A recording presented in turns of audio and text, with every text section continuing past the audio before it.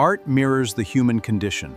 We uncover its hidden patterns, Experience human creativity. elevated by digital analysis. Welcome to the Academy. Join the journey. Okay, let's completely reframe everything you thought you knew about your favorite music.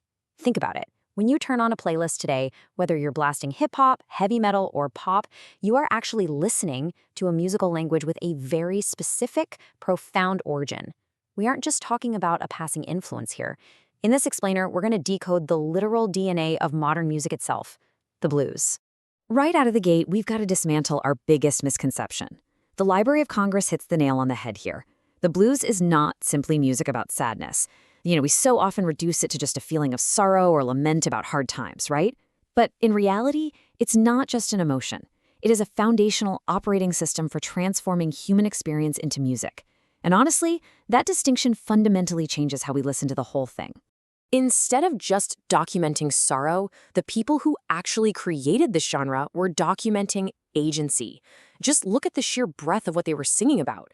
We're talking love, humor, poverty, sexual desire, and just everyday survival. It was about dancing, joking, and literally fighting back. This was never merely a document of oppression. It was a massive, full-spectrum assertion of life and resilience. And the way they expressed that life, it changed absolutely everything. See, before the blues, popular singers usually sang about mythology, broad history, or third-person stories.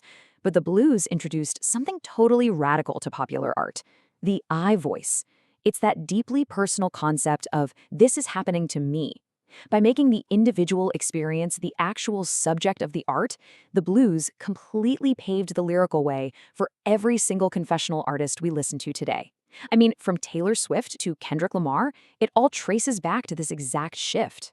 Fundamentally, this music is a dialogue. It's built on a highly intuitive call-and-response structure, which is an extraordinarily flexible device rooted deeply in West African musical traditions.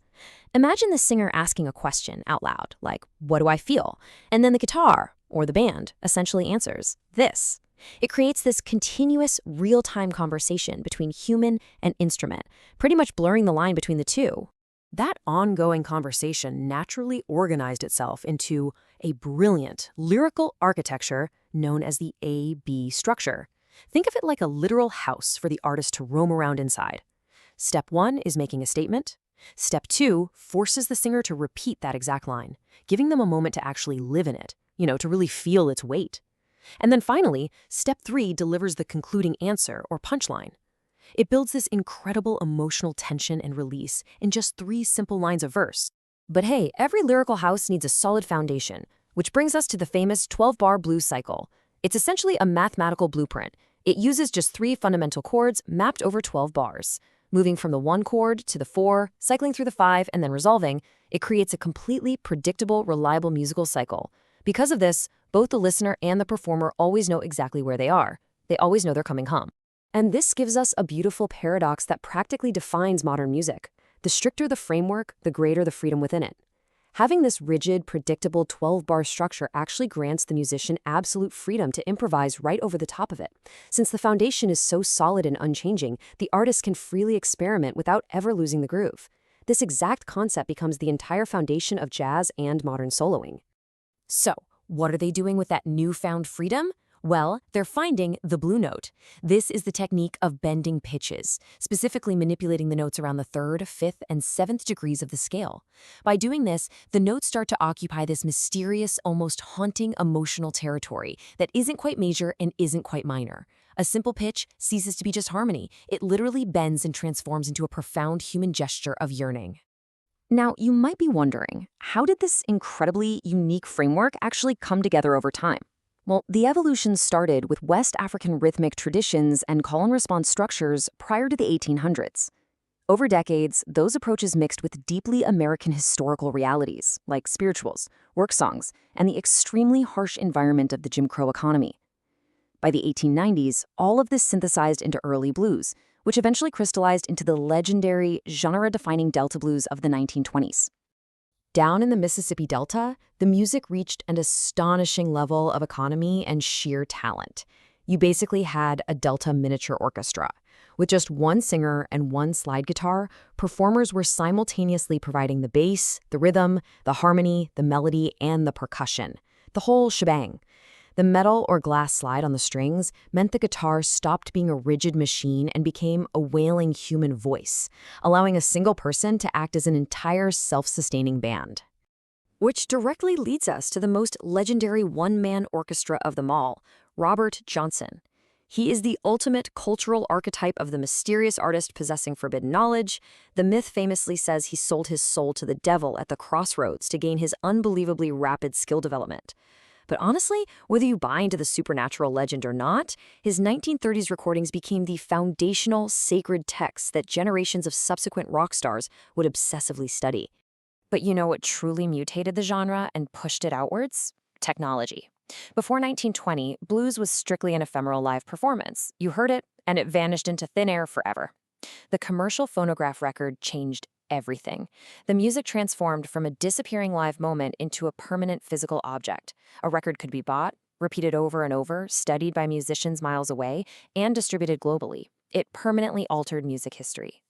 And as that recording industry boomed, it's absolutely crucial to recognize that the classic blues tradition of the 1920s was heavily driven by incredibly powerful female performers. Artists like Ma Rainey, Bessie Smith, Memphis Minnie, and Victoria Spivey were absolute pioneers. When Mamie Smith recorded Crazy Blues in 1920, it reached massive national audiences and definitively proved the immense commercial viability of the genre. These women weren't just participating, they were aggressively leading its explosion into popular culture. As the 20th century progressed, the music physically moved. During the Great Migration, millions of African Americans relocated from the rural South to northern industrial cities like Chicago. This massive urban shift changed the sound completely. The acoustic guitar violently collided with electricity.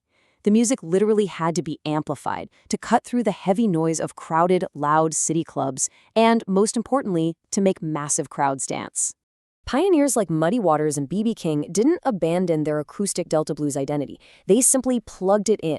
By electrifying the sound, they created an even louder, more aggressive conversational dialogue between the human and the instrument. The grit and distortion of the amplifiers added a whole new layer of emotion.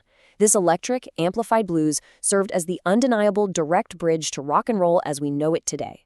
Then came the transatlantic exchange.